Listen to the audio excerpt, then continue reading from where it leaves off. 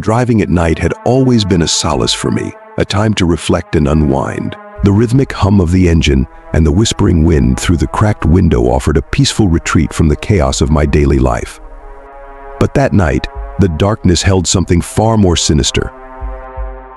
It was late, around midnight, when I finally left my friend's house. We had spent the evening catching up, and I had lost track of time. My route home took me along Highway 13, a stretch of road notorious for its desolation and eerie atmosphere. The locals had plenty of ghost stories about it, but I'd always laughed them off as mere superstition. As I merged onto Highway 13, the first thing I noticed was the dense fog that seemed to materialize out of nowhere. The mist was thick, almost unnaturally so, swallowing the beams of my headlights and reducing visibility to mere feet ahead. My fingers tightened around the steering wheel as I navigated the winding road, the silence around me growing heavier. A sense of unease settled in when I realized I hadn't seen another car for miles, just me in the fog and the unsettling quiet of the night. My radio had given up on picking up any stations, leaving me alone with my thoughts and the monotonous sound of the tires on the asphalt. Then, out of the corner of my eye, I saw a flicker of movement along the side of the road. I dismissed it at first, blaming it on my tired eyes and the play of shadows in the mist. But then it happened again. A glimpse of something or someone darting into the darkness. My heart rate quickened. I told myself it was just a deer or some other animal, but the silhouette I had seen looked disturbingly human. I pushed the thought away and kept driving, trying to focus on the road ahead. The fog thickened, and I had to slow down even more. Just as I started to feel a bit more in control, my car's engine sputtered. The dashboard lights flickered, and a sense of dread washed over me. No, I muttered, trying to keep calm. But the engine coughed one last time before dying completely, and I coasted to a stop on the side of the road. I sat there for a moment, gripping the wheel, trying to steady my breathing. The silence was deafening. I fumbled for my phone to call for help, but of course there was no signal. Cursing under my breath, I turned on the hazard lights and stepped out of the car. The fog was even thicker outside, swirling around me in a damp, cold embrace. The chill cut through my jacket as I popped the hood and peered at the engine, though I had no idea what I was looking for. I had never been great with cars, and it wasn't like I could see much in this soup anyway. A sound broke through the fog, a faint, rhythmic tapping. I froze, listening intently. It grew louder, coming closer. My mind raced with possibilities, none of them good. It sounded like footsteps. "Hello," I called out, my voice barely louder than a whisper.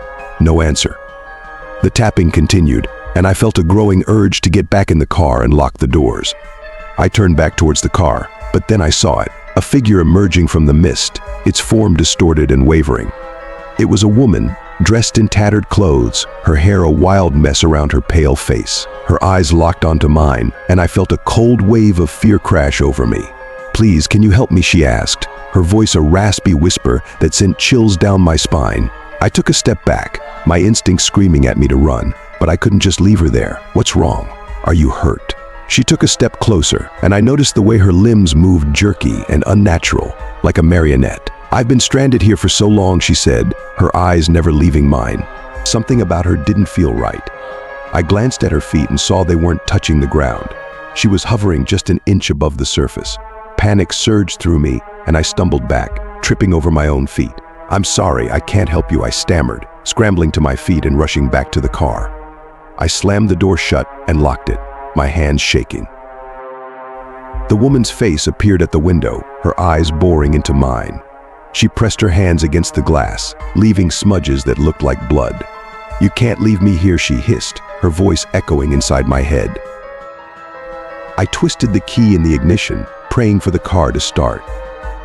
The engine turned over once, twice, and then roared to life.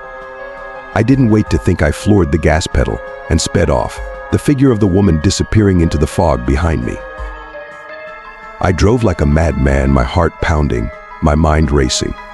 I didn't stop until I reached the outskirts of town, where the fog finally began to lift. I pulled into a gas station, shaking and out of breath. The attendant gave me a strange look as I stumbled inside. "You okay, buddy?" "I don't know," I admitted, my voice trembling. There was a woman in the fog, The attendant's face paled. "You saw her?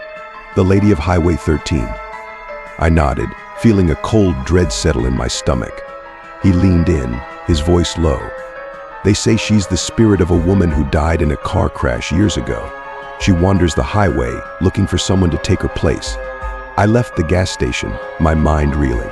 As I drove home, I couldn't shake the feeling that I had narrowly escaped something far worse than a simple breakdown. And now, every time I drive at night, I can still see her face in the fog, watching, waiting.